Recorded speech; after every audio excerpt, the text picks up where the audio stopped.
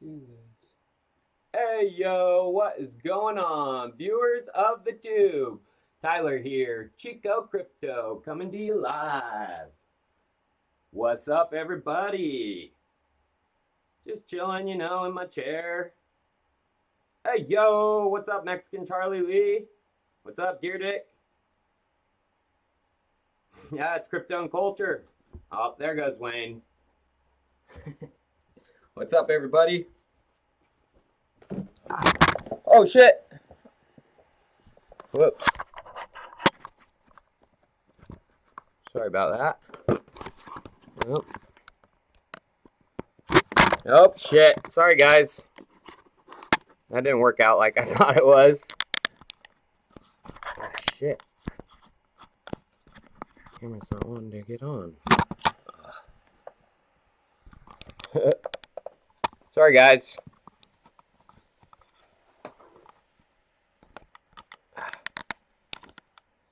There we go. What's up? That didn't work out like I wanted it to.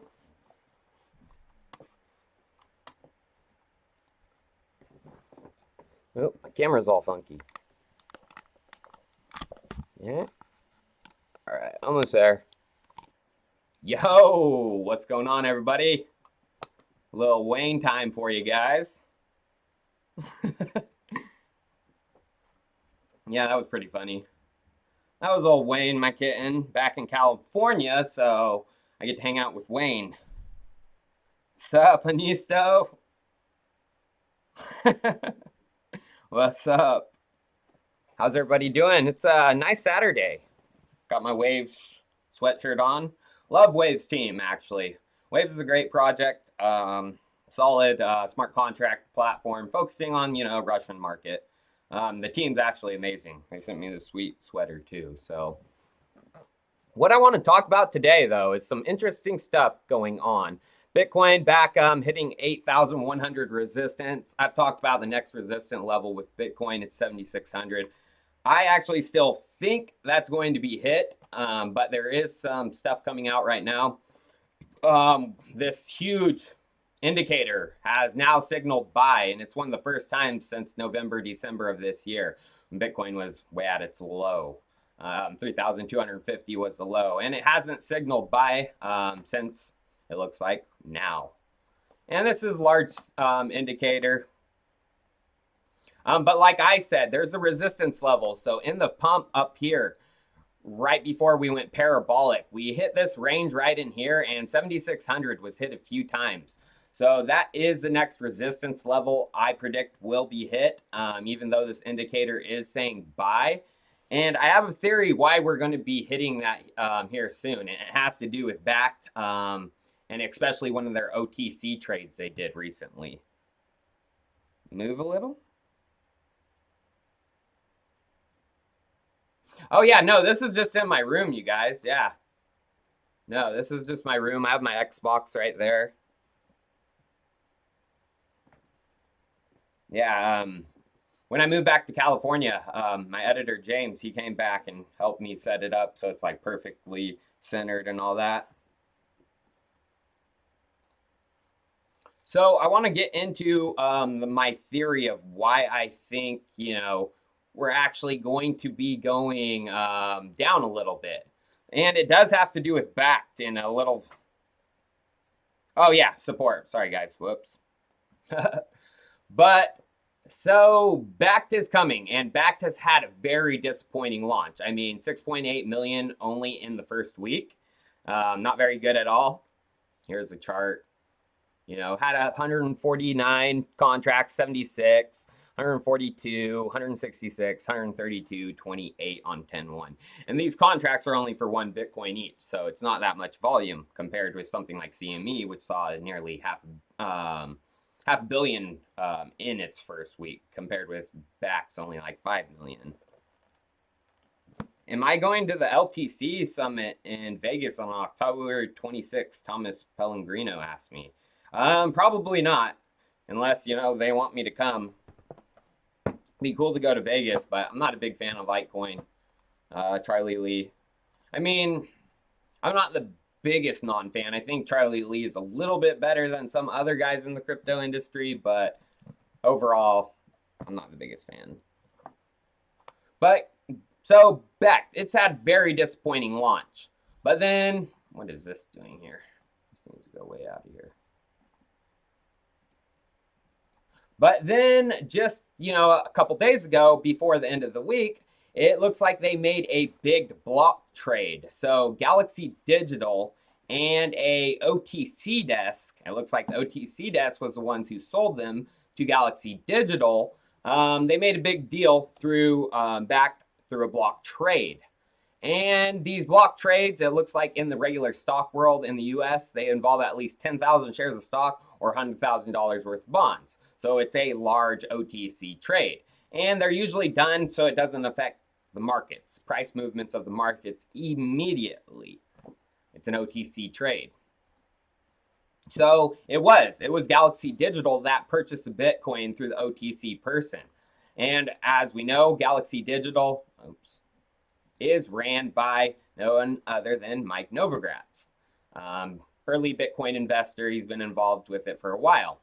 So old Michael Novogratz, he got some heat back in the day regarding Tether and his Galaxy Digital firm investing in Tether and being involved with Bitfinex.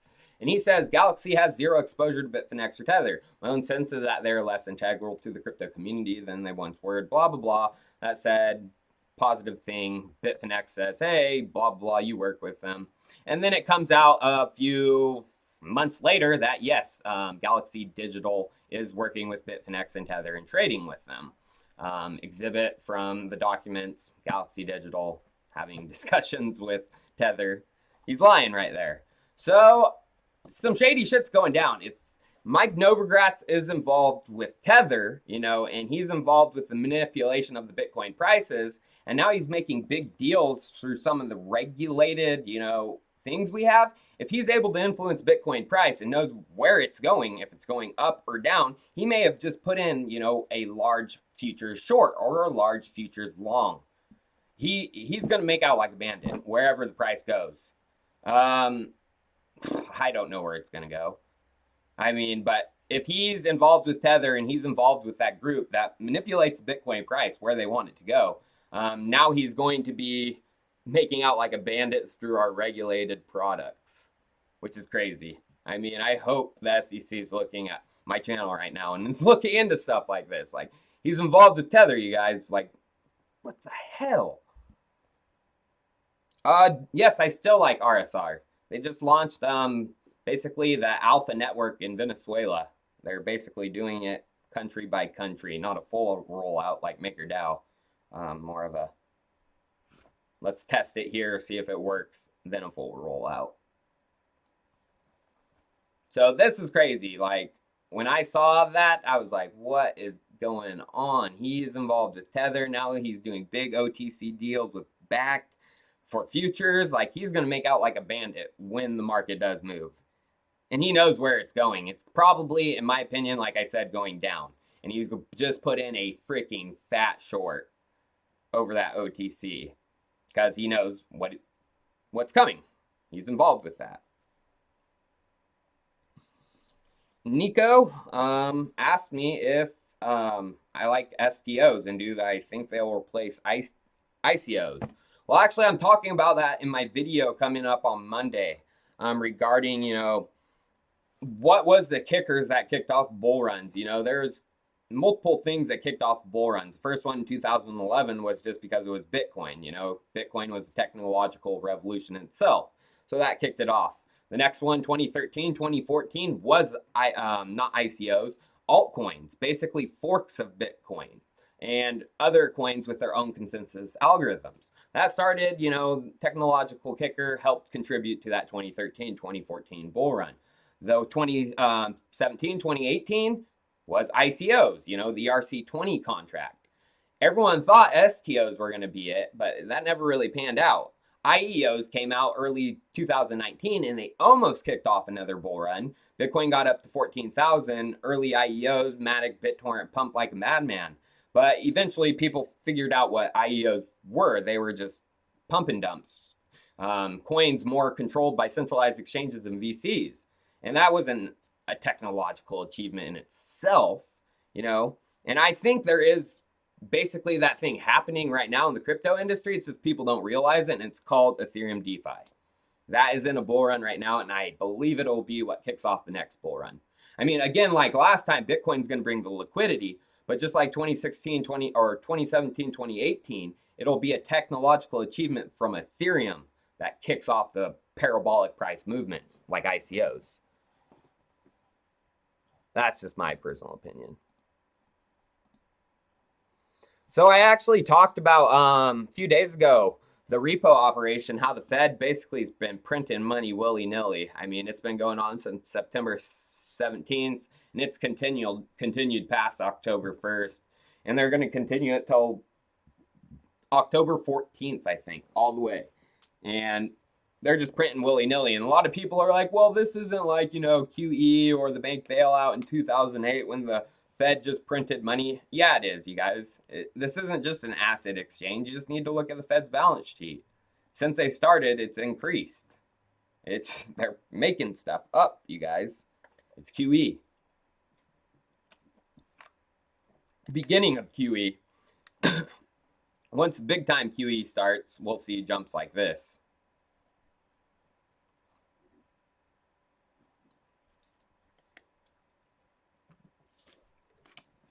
So pretty crazy stuff happening in the traditional financial world.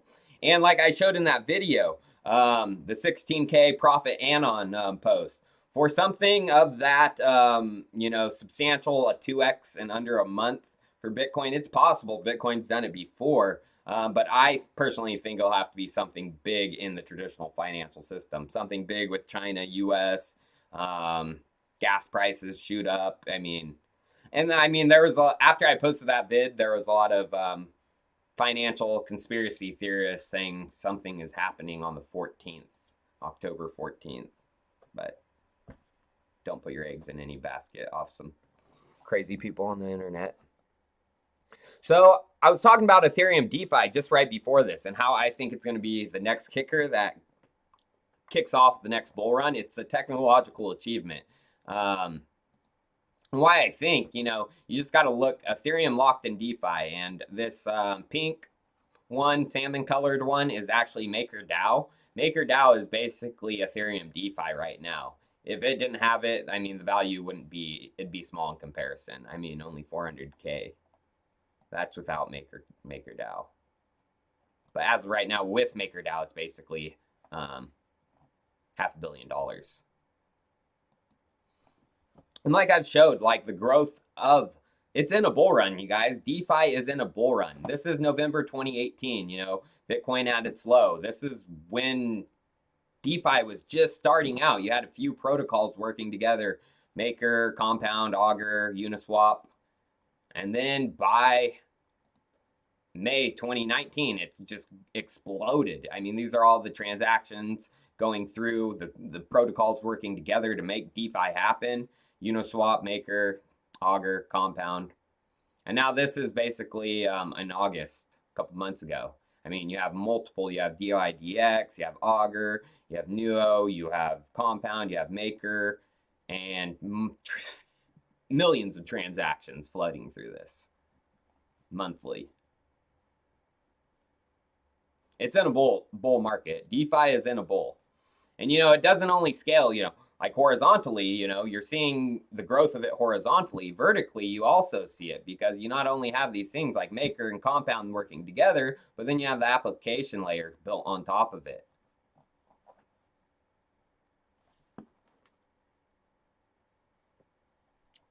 And that's why I'm highly, highly bullish on Ethereum DeFi. And it's not only because of just what's going on, it's because what's actually being built on top of this application layer.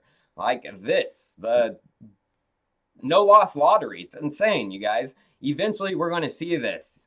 Right now, it's a little complicated. You have to connect with Ethereum wallet, MetaMask, all that kind of bull crap, which is only what us crypto people know how to get involved with.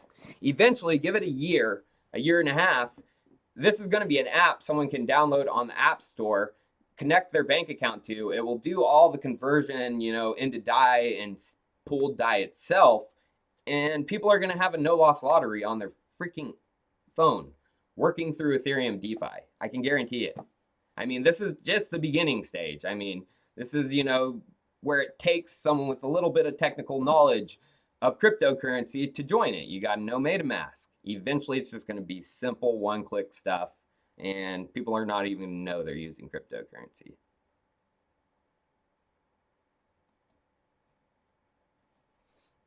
And I mean, this is how this pool together no loss lottery works with Dai. I mean, it pulls it together and then it creates a pooled Dai contract, which is also works with CDAI compound, and all that pooled lottery tickets basically earn interest on it. And here's where you see the interest accumulating on all the Dai. Next prize estimate is 228 Dai. Its interest is accruing 30 Dai. And this is its own pooled Dai contract. But the next Dai contract that I'm pumped about is called WETH. And basically, it's another wrapper like CDAI, compound finance. You're able to earn interest. The Dai is able to grow. But this isn't through basically how CDAI, through loaning and borrowing and all that. This is actually through the regular burning process. And it's a stable interest you'll earn on it instead of variable like compound finance. So this is pretty interesting. It's a new type of stablecoin, a thrift coin. A thrift coin is a perfect token for savers who also dislike short-term price volatility. Every unit of WETH is backed by MakerDAO's Dai stablecoin, held in a smart contract. WETH can be redeemed at any time for Dai according to the redeem rate set by the reserve smart contract.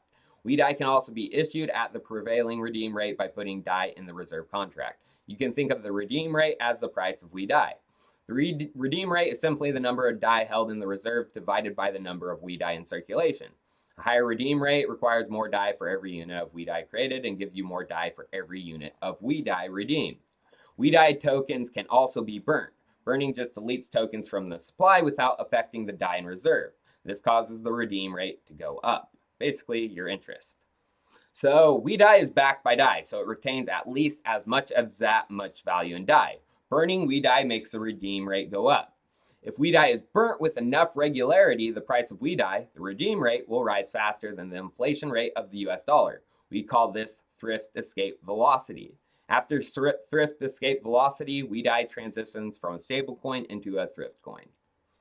So why would anyone burn WETH? You're like, why would someone burn this? So most cryptocurrencies mine work. WETH mines patience. To create WETH, you send Dai to a smart contract called the Patience Regulation Engine. There your WETH incubates for a set number of blocks. At any point during the incubation period, you can claim your WETH, but you will suffer a penalty for not being patient. The earlier in the incubation period you claim, the bigger the penalty. The penalty is burnt, pushing up the WETH redeem rate. If buyers find waiting easy, the incubation duration is automatically lengthened until people start claiming early. Conversely, if too many people claim early, the incubation period is reduced. So, pretty crazy concept, you guys. And it creates basically a stable interest for your Dai. I mean, it's not like you're going to eventually, it's like some of these Ponzi schemes they came up with. You can always redeem, it's always going to be backed by that Dai. But if you redeem out of the incubation period, you're going to be penalized. Yeah, you're 5 minutes behind, Sansere. God, I hate people that don't understand, like, the DeFi landscape. It's so frustrating. Like this guy. We are not here for interest in fake dollars. Oh my God. Dollars are fake.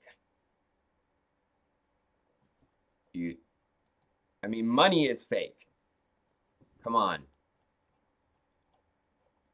Oh, so this was a pretty good article. I've gone through some of these before. Sentiment.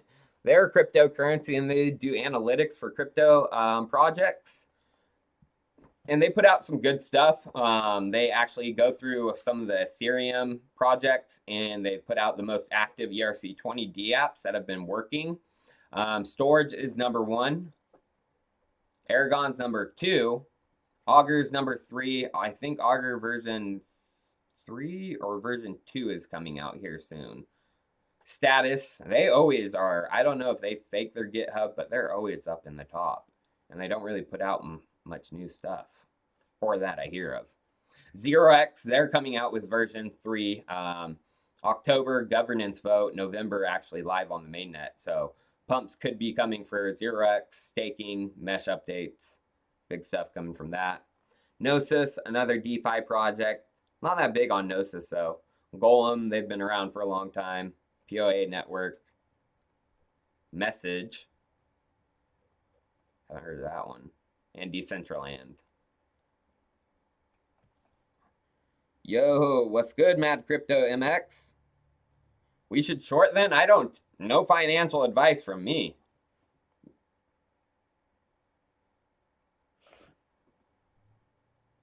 Oh no, 0x will not wreck people. 0x is doing something. The big thing with 0x that you got to understand, that's coming out in version 3. A lot of people are pumped about the staking. I mean, that is big, but the mesh network is the bigger thing. It's going to be one of the first fully functioning mesh networks on Ethereum. And Vitalik's even talked about that as one of the biggest use cases. And that's the thing. People think like the mesh network is only going to be used for 0x trading, takers and makers, swapping of tokens. No, it can be used for so many different things. So it looks like PayPal has dropped out of Libra. There goes one. PayPal is gone. So they didn't show up to the meeting, and then they quit. Regulator, I mean, PayPal is part of ingrained in the traditional financial system. I mean, they even had their problems back in the day. When they first started launching, they had to, go through the crazy regulatory hurdles to get PayPal launched. They're launched, they don't want to have any problems down the road, so they're like, nah, we're out of here. I wouldn't doubt it if like things like Stripe, Visa, a lot of the payment processors start dropping out. 0x was one of Tikka's coin? Who is Tikka? When will I tokenize my hair? I don't know. I already said when Bitcoin crosses 20K again, I'm going to cut my hair and then I'm going to raffle it off to one of my subscribers. And what's crazy, you guys, is they let me know your home address. If you subscribe to me, they let me know your home address. So I'm just going to send it to you no matter what, even if you don't want my hair, beard, and regular hair. So, no, that's a joke. They don't send me your address. Don't unsubscribe from me because of that. Yeah, I don't know why PayPal quit. It's, something to do with, like I said, they're ingrained in the traditional financial system. They're fine. They don't want any problems with that down the road. What about them stinky linkies? Well, my video on Monday talks about stinky linkies. So I don't want to release what I'm talking about on Monday, ruin that video. I like both. 0x and Kyber. I hold both of them. They're pretty even on liquidity right now. I think Kyber might have a little bit more liquidity right now, but with 0x version 3, I think things are going to change. Especially because they have a huge maker incentive system built in with the staking.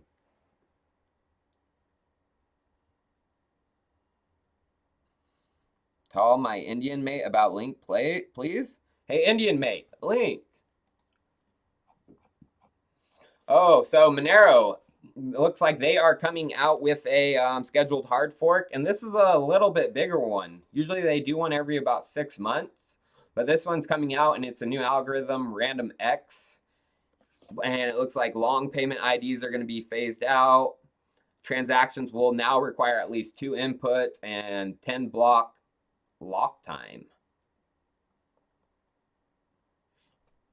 And supposedly this one is supposed to last for a little bit longer. That's what I was reading. But it's good of Monero. They do the scheduled hard fork. They get their ASICs try to build, for their mining algorithm, and they always shut them down. But speaking of that, Raven coin is another coin that just kind of got controlled by ASICs, and then they did a scheduled hard fork. Difficulty has dropped down, but the old Raven pump machine, Patrick Byrne, Medici Ventures, and Binance, they started it up again, even though he's not going to be able to move markets anymore. He tweeted Raven, but like I've told you guys, this coin is superbly controlled by Medici, Patrick Byrne, Binance, and probably a few other guys who got in on the mining early. I did a video on it. I just want to show you guys.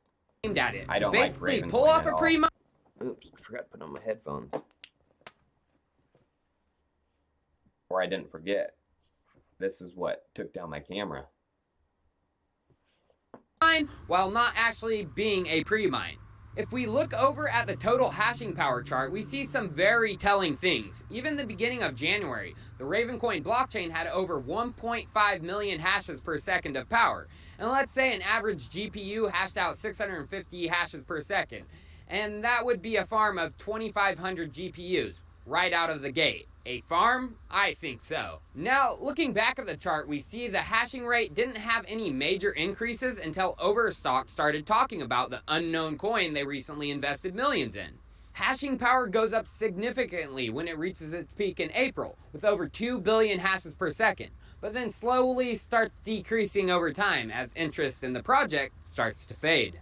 Through the months of July and August, there is some suspicious spikes in hashing power. Just a quick spike up, then down, up, then down, up, then down. Ravencoin even blamed this on a mining pool called NiceHash, saying they were joining, then dumping, which makes no sense because the price during that time didn't boom or go crazy, forcing these miners over because of profits. I have a theory, and it is just a theory.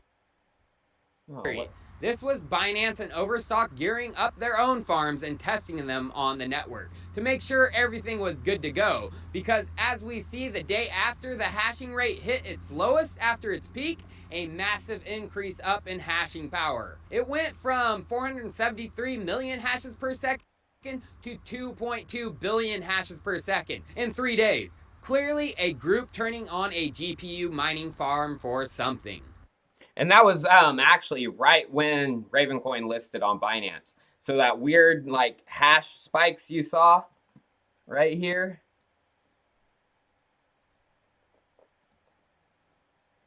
That was basically them testing them. And this is right before the launch, like a month before. And then basically this is when they announced, or no, this is them mining it, and this is when they announced the listing on Binance. And you just see explosion.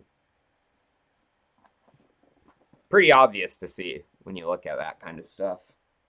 Not a big fan of Ravencoin. So this was pretty interesting, this son of a gun. Mark Cuban. Let's hear what he had to say about Bitcoin.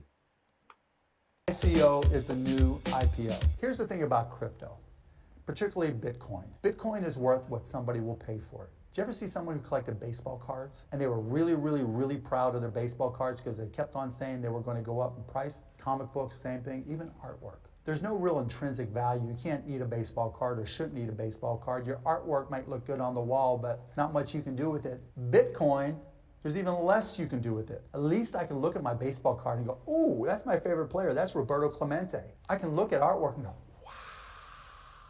Crypto is a key that is so complicated for 99% of the population. Do you put it in a device? Do you print it out? How do you keep from being hacked? Who's going to host it for you? It's just so difficult that it's only worth what somebody will pay for it. So I say it's like gold. Gold's a religion. Now, people who are really into gold, they'll tell you that there's a bad depression and things go to hell in a handbasket. If you own gold, then you'll be okay. No, you won't. You carry around a gold bar, someone's going to hit your ass, knock you out, and steal your gold bar, and that's going to happen again and again and again. I'd rather have bananas. I can eat bananas. Crypto. So yeah, he compared Bitcoin to freaking bananas. You'd rather have a nanner. Well, Cuban, let's hear what he had to say. I have bought some. I bought it through an Bitcoin. ETN based on a Swedish exchange because that gave me liquidity. As Pure opposed, Bitcoin? Pure Bitcoin, yeah. And I'm Pure also involved with Bitcoin. ICOs, actually token sales, because I think blockchain is a great platform for future applications. There will, just like the net and streaming created multiple great companies, I think block. So Cuban, he said he bought pure Bitcoin. Not that, 99% Bitcoin. He got that pure Bitcoin. Sucker. But then he talks about blockchain and ICOs. And that's because the sucker got freaking burned in ICOs. He's one of the noobs that bought at the top. Thought he was going to make a ton of money off his ICO. What is this crap coin called? Unicoins. Hey, Mark, I'm exposing your dirty dog ass. Yeah, this garbage coin is what he freaking invested in. And he got wrecked.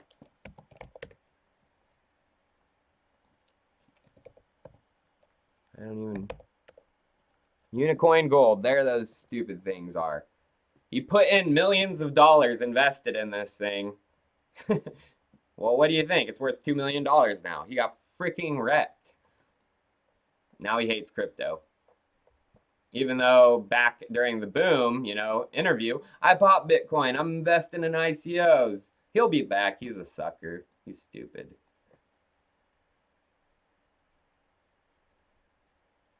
Oh, I'm sorry.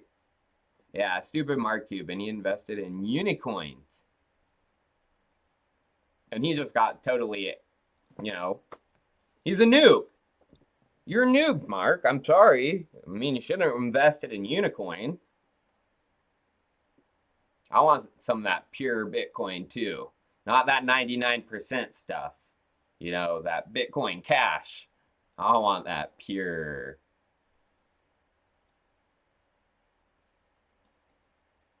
Oh, so finally, what I want to end today's episode off with is, it looks like XRP is going hard at Bitcoin right now.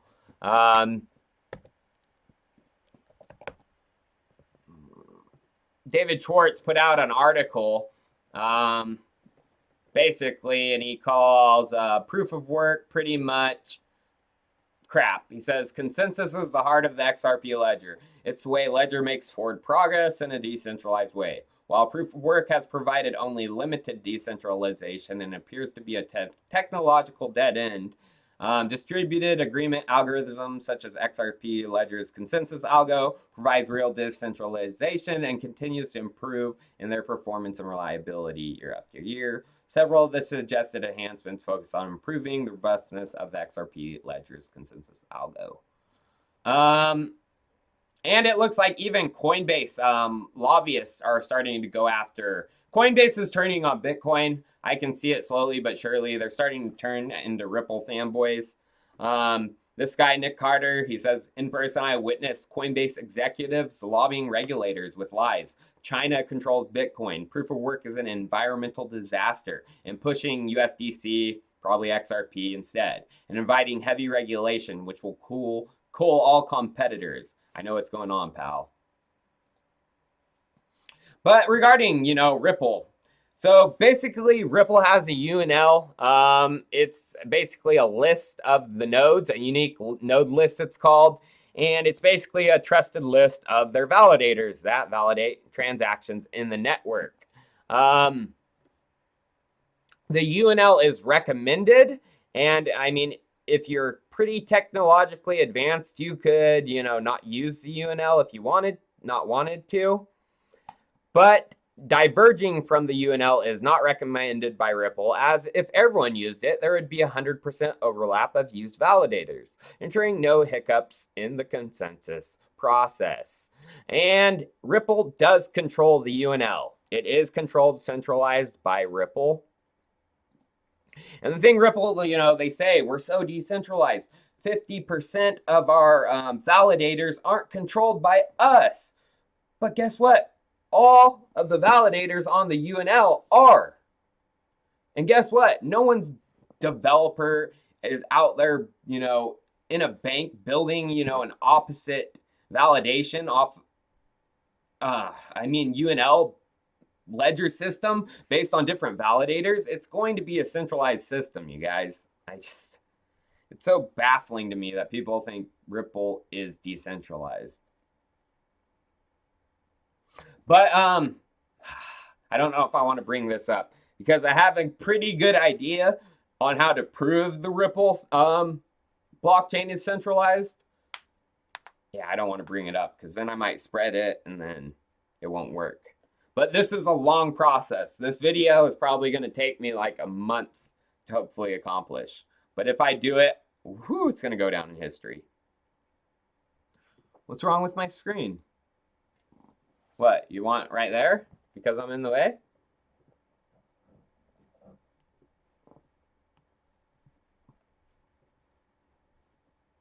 Oh, I will never submit. Chico army. Ooh.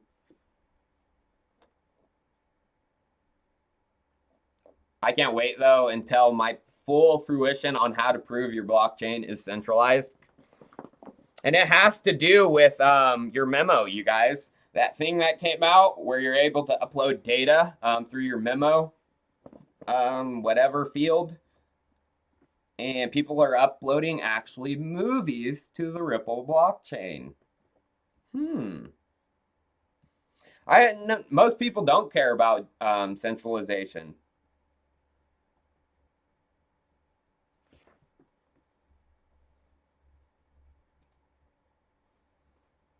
And I think that's about it for me today.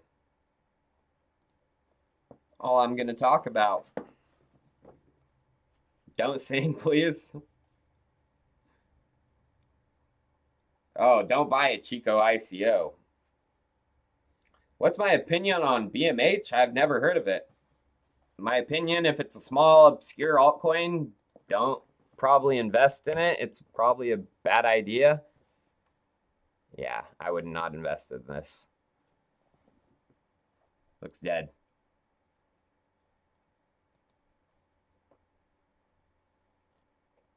What exchanges do I use now that I'm back in Cali? I try to use as many decentralized options as I can. I've been using Kyber Swap a lot right now because it's pretty simple. And a lot of my purchases are Ethereum DeFi right now. So,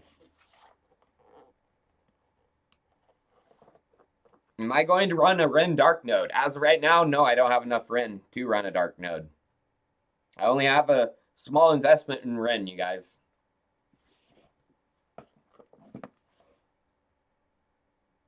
You want me to go to the LTC summit, Austin?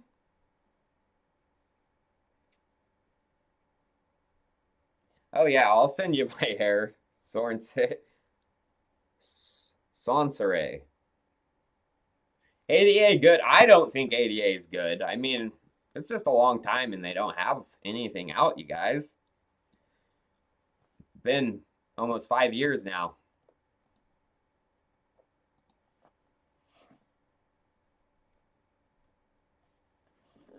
What is the best hot wallet?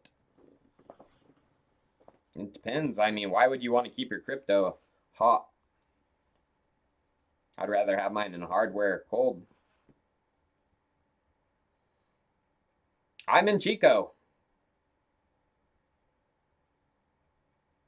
Oh, I love 0x. That big things are coming out for 0x. Tika, he called the pump, I think, a little early. That contributed. And I don't think it's going to pump as hard because of Tika if he wouldn't have done that stupid call. But big things are coming for 0x, the staking. And it's not your regular staking. It's an incentivized staking for market makers.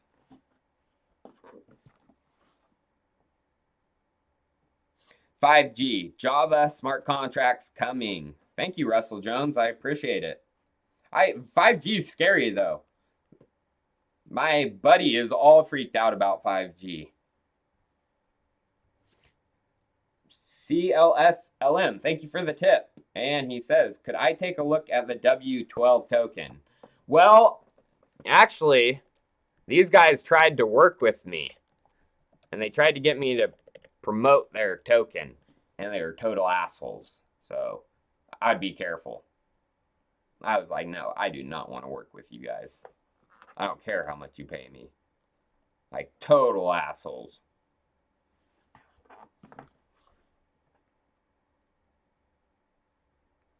What do you think about DAG? DAG is excellent. I liked where I've actually done a sponsored video for Constellation, and they were excellent to work with. Very, very cool. Is it time to buy Bitcoin? Well, if you got in late to my live stream, I'll kind of go through the early stuff. So there is indicator right now. It's a global strength indicator. It's based on basically sells when they're happening. And it flashed green, which is a buy back in November and December of 2018 when we were at the low.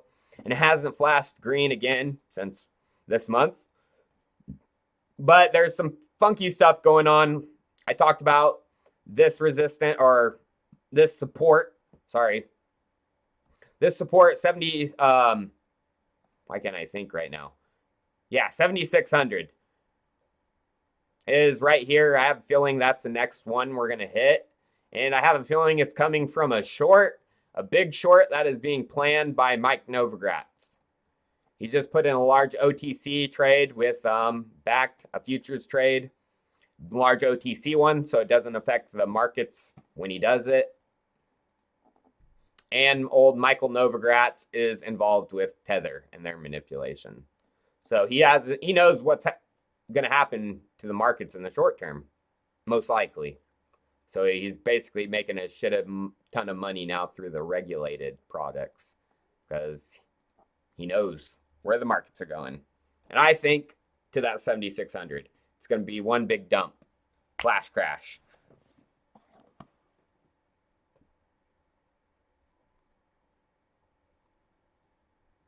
Do I still hate Vechain? Don't like them. I mean, I don't hate any of the Vechain like main people. I never met Sunny or any of those guys, but Cream, those guys are nasty people. Be wary. And they're still highly involved with Vechain. Ooh, organic FUD XRP, this standard. Is Hollow Garage? I don't know if they're building a garage, Peter. No, garbage. I know what you meant. Yeah, Gencoin is dead. That was unfortunate. But that was just a quick masternode coin. That was never a long-term investment.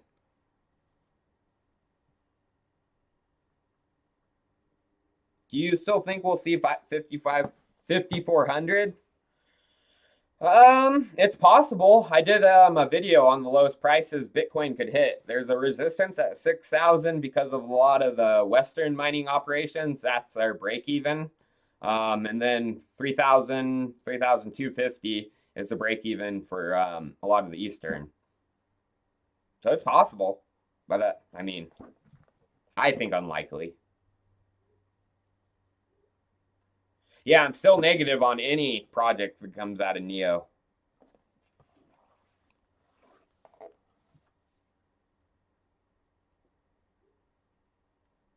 Say ADA is good because I hold a lot.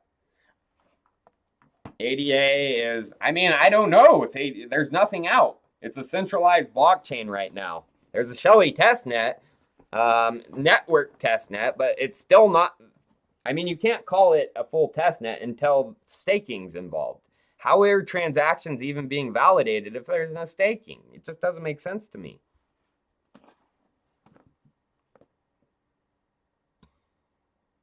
Hey, Puneet, stop freaking spamming. BTC is pure dust. That's false. I mean, BTC is the liquidity. There's no doubting that BTC is the liquidity coin.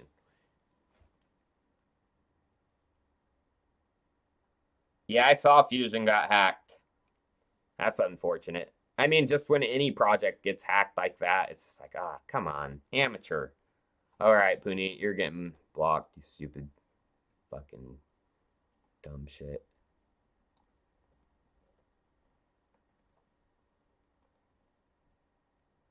Thanks, Crypto and Culture. Appreciate that. Crypto and Culture has a YouTube channel too, you guys. We'll check it out, actually.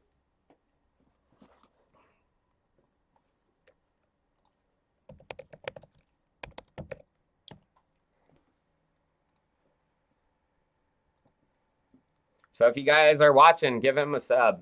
What's up, y'all? It's Crypto Kenzie, man. In December 2017, I got sucked into this pyramid scheme, and long story short, that didn't work out. In that failure, I found Bitcoin, and I knew it was going to change the world. So I quit my job and went all in and watched Bitcoin drop from 20K to 3K in 1 year. Damn. Now I have a year of experience in this crypto space, and I just want to share my knowledge with the world. Man, y'all already know what time it is. It's time for Crypto and Culture. Let's go. He's solid, dude.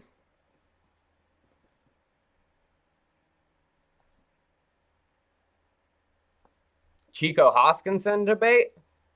I'd love to talk to Charles. Because I wouldn't even talk about cryptocurrency. I'd be like, Charles, when's the last time you got laid? I know it's been a long time ago. A long time ago.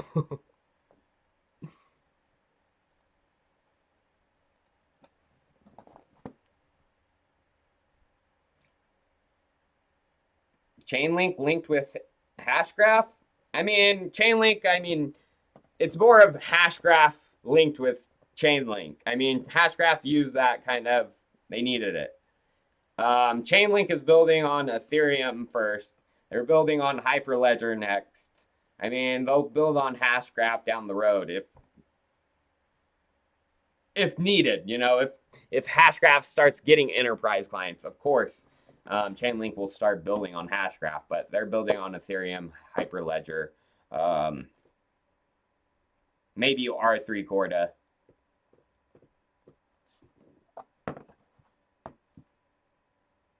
Oh, no problem. Crypto and Culture, of course. Oh, I did have something to say about the Brave browser.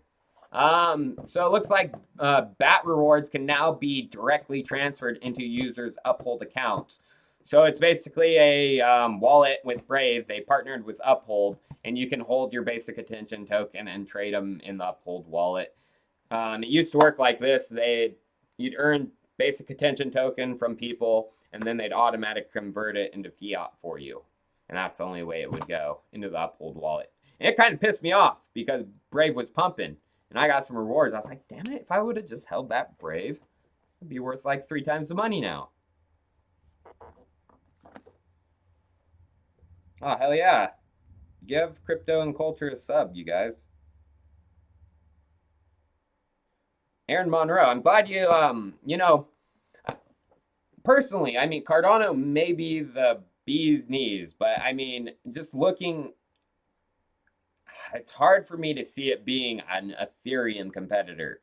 You have 5 people working on it. It's in a tough programming language, Haskell. They talk that they'll have all programming languages, just like Neo said they will. But is that actually bringing blockchain developers onto Neo because you can code in any language? No, it's not. So that's not an argument, Cardano.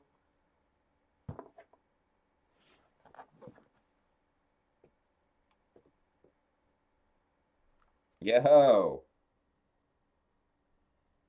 Well, like I said, I'm talking about Chainlink on Monday. I don't want to, ruin what I'm going to talk about, but it does have to do with the Hyperledger integration, trusted compute frameworks, what's coming out of that. You look into the Hyperledger Avalon partnership with Chainlink, big things are coming. Big things are coming. You see the partners that are working on it. And if you go into the documentation of it, you actually see what each of the contributors are contributing to the Avalon project. Actually, I might show you guys something. I don't know if I'm going to be able to find this, though. Okay, I'm not going to be able to find it.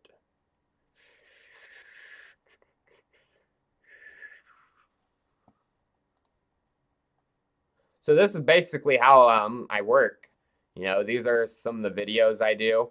I basically have to write a script, you know. I shoot it. I pick out pictures. Then I send the footage, pictures, script over to my editor, James, and then he just edits. He doesn't even have to ask me where the pictures go. Pretty solid editor, I must say. But what I was going to show regarding Chainlink was there was another prophet, Anon, that came onto the 4chan Biz forums, and he made a prediction about Chainlink. And he said there was going to be an Oracle update on Friday and then a huge integration next week. And he got both of them. Oracle update came on Friday. He posted on Wednesday. And then next week was the Hyperledger Avalon integration. And so people are like, why can you trust Prophet Anon and his predictions of Bitcoin's price? Dude, Prophet Anons, they are spot on. More likely than not on 4chan. 4chan's better for Reddit right now for crypto information. Reddit, there was a time Reddit was a little bit better, but now the mod situation at Reddit, it's just caused a lot of problems, filtering of information. So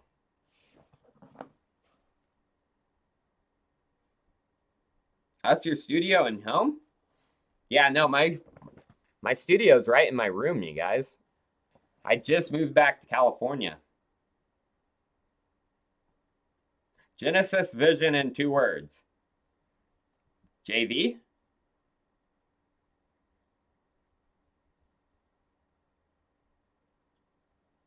Damn, Raging Bull. You don't need to do that, brother, man. No, I haven't been able to figure out who, not even Cardano's community can answer that. Who contracted IOHK to build Cardano? Was it the Cardano Foundation? Wouldn't that be Charles Hoskinson himself? Yeah. Charles Hoskinson himself, Emergo, Attain Corporation. Who is it that contracted Cardano or IOHK to build Cardano? And where is that contract? Like, why can't we see it? Is it just a made-up contract? Word contract? I mean, verbal contracts are binding, but let us know.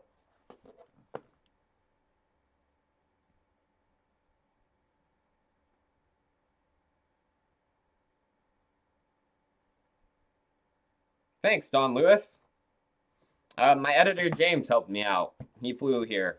I might be flying him here for Halloween.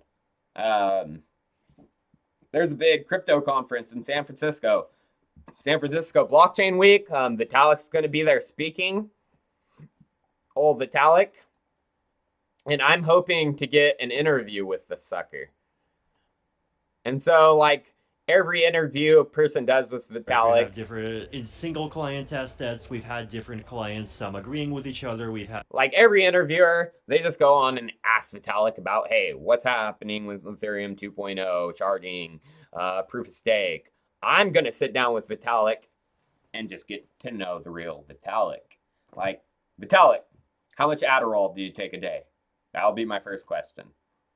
Vitalik, have you tried any other drugs? Marijuana, cocaine, alcohol? Are you a fan of the booze? You know, next question. Vitalik, I know you get laid often now that you're rich. If you had to put a scale like 1 to 10, what's the finest babe you've been with? And just questions like that, you know, just get to know the real Vitalik, not just, oh, what's going on with Ethereum 2.0? He's answered that a million times. How about a deep dive into the Last Us lawsuit? Haven't even heard anything about that. So I don't know. Oh, and there is a Halloween party at that conference too. Crypto Halloween party. And I'm actually going to be Jon Snow. I have the whole costume sitting right there. Got it from China. $100. It's legit. It was here in 5 days.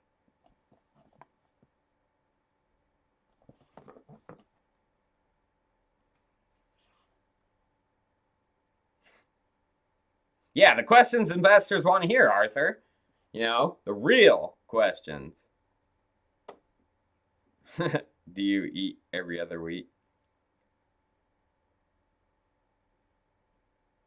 Elastos dead? No, Elastos is fine. I'm still holding mine, but I'm not buying anymore. That's for sure.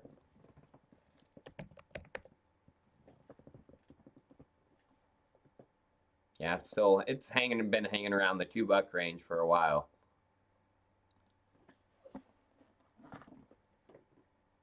Yeah, I have took Constellation. I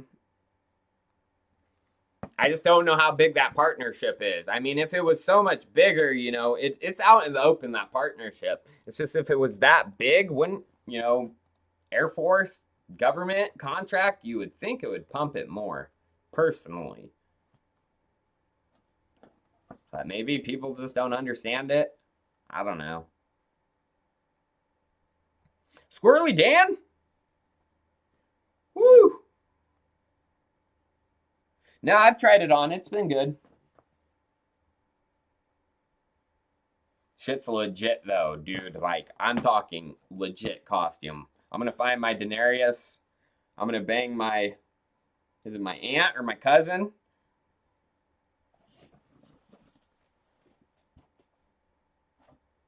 Does Vitalik survive on Gavin's nut?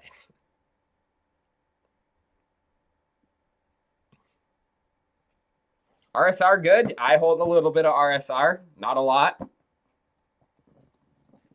My big investments right now are Bitcoin, Ethereum, DeFi, Chainlink, MakerDao, 0x, Kyber, a little bit of Ren. Not a big fan of Nexo. A lot of people shilled it, just not a big fan. Thank you for the tip, T-Blazer. I appreciate it. And also, you too, Funny7.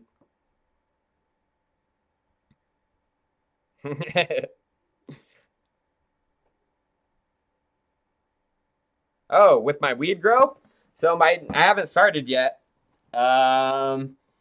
Still looking for the correct place to do it. There's a lot of legal issues here in California. You have to get a commercial growing license. And like I said, I'm in the evil Emerald Triangle of California. There's an excellent Emerald Triangle where weed's pretty much free for all. I live in where they hate it. And it's a little Republican bubble inside of California. Glen, Tama, and Butte County. And yeah, they hate weed. So, still some shit. Maybe I should run for city council.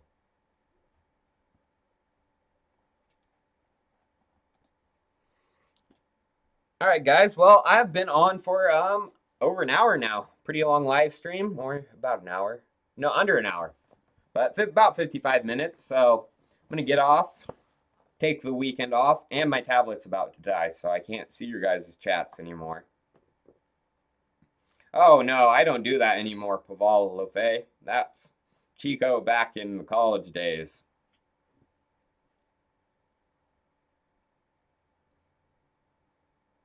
Oh, yeah, well, I mean, it's legal to grow here in California, too. It's just, commercial growing is a whole different story.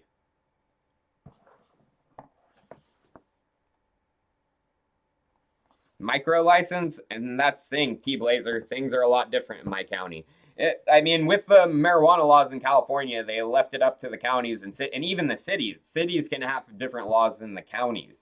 So, I mean, one place it may be this, another place it's completely different. And I live in the shittiest part. But that means there's the most opportunity, too. Because once you're able to navigate those regulatory hurdles and be one of the first ones to get that grower's license, you're going to have a monopoly on this area. And that's why it's a blessing in disguise.